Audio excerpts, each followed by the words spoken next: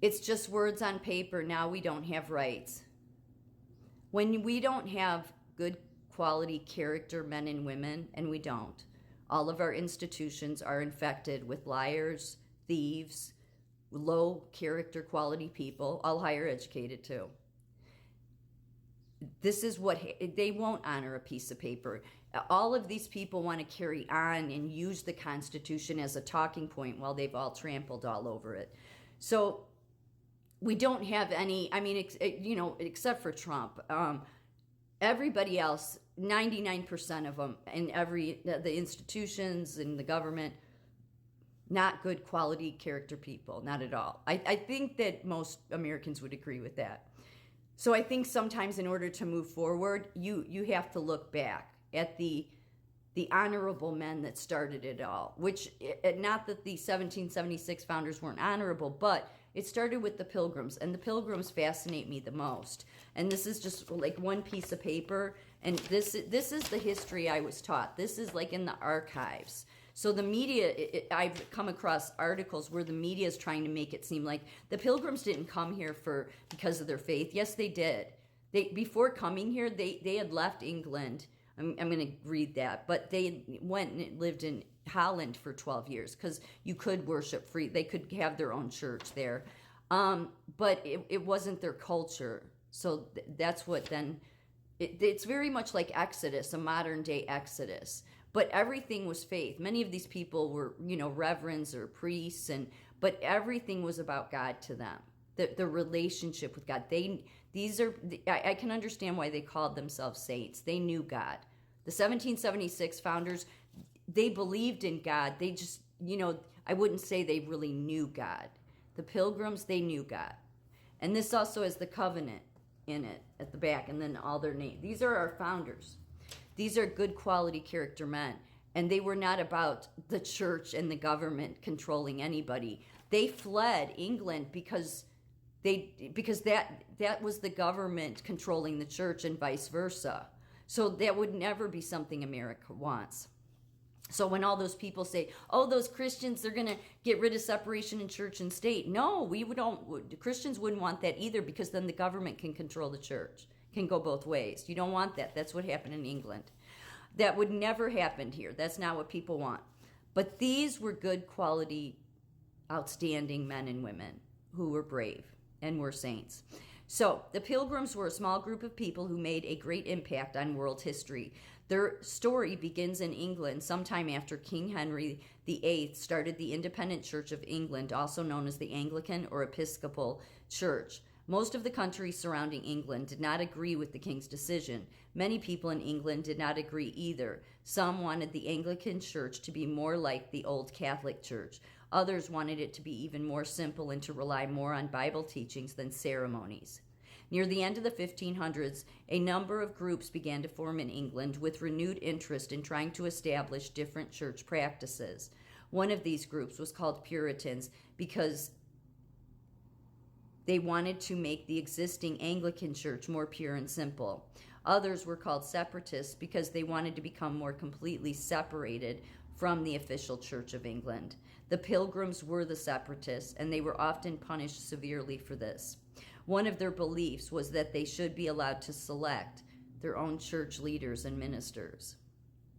As different kings and queens took over ruling England throughout this period, they had different ideas about religious practices. When King James came along, the Pilgrims thought they might finally be able to ask for permission to set up their own church, but the king denied their request.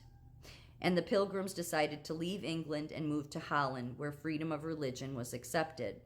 After several years, I believe it's 12, living in Holland, the Pilgrims became restless and unhappy.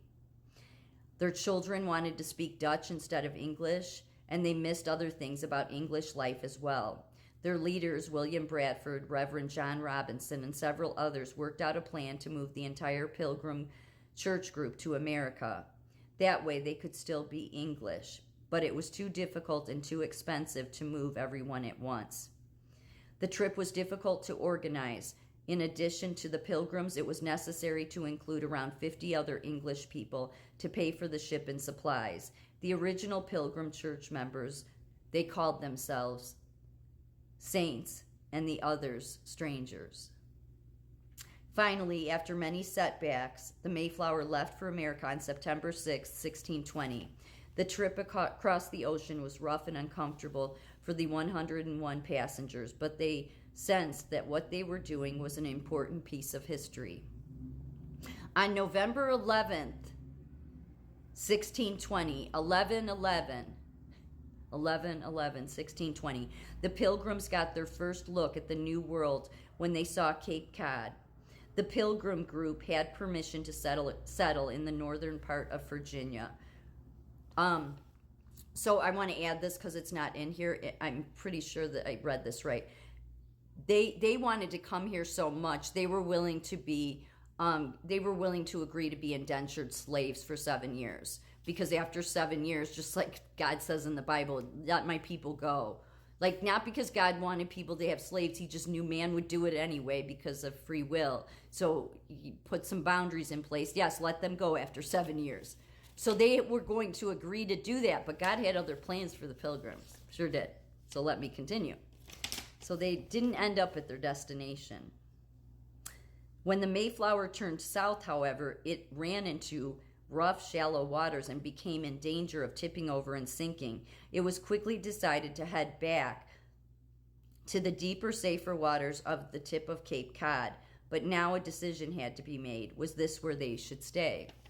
The next thing that happened was very important indeed. Since Cape Cod was outside the area they were supposed to settle in, the group agreed to write a compact, or self-governing agreement. This agreement became known as the Mayflower Compact.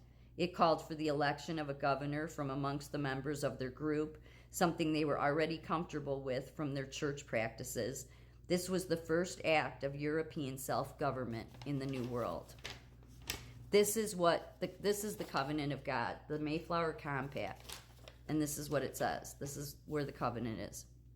In the name of God, amen, whose names are underwritten, the loyal subjects of our dread sovereign Lord King James, by the grace of God of Great Britain, France, and Ireland, King Defender of the Faith, having undertaken for the glory of God and advancement of the Christian faith and honor of our King and country, a voyage to plant the first colony in the northern parts of Virginia, do by these presents solemnly and mutually in the presence of God and one another covenant and combine ourselves together into a civil body politic for our better ordering and preservation and furtherance of the ends aforesaid, and by virtue hereof to enact, constitute, and frame such just and equal laws, ordinance, acts, constitutions, and offices from time to time as shall be thought most needed and convenient for the general good of the colony,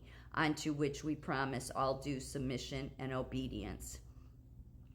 In witness, we have here under subscribed our names at Cape Cod on the 11th of November, 1111, in the year of the reign of our sovereign Lord, King James of England, France, Ireland the 18th, and of Scotland the 54th. 1620, and then that's all their names. So those are the original founders. This is what good, quality, honorable people look like. Nothing on paper means anything without good, quality people holding it up. This is how good God was to them, because that covenant was made, and covenants are a big deal to God. So God knew the socialist system wasn't going to work for the Pilgrims. It just made them depressed. And so God brought them, or they started the capitalist system, the free enterprise system, which worked. Made them happy, made them feel fulfilled, and had meaning and purpose. And because they were honorable men, they honored that free capitalist system. What we have in government is dishonorable men of poor quality and character, yet they have a lot of money, but that money doesn't make you have good character.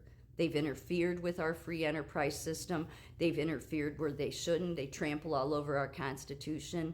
And truly, we need more men and women like the Pilgrims to uphold a free nation.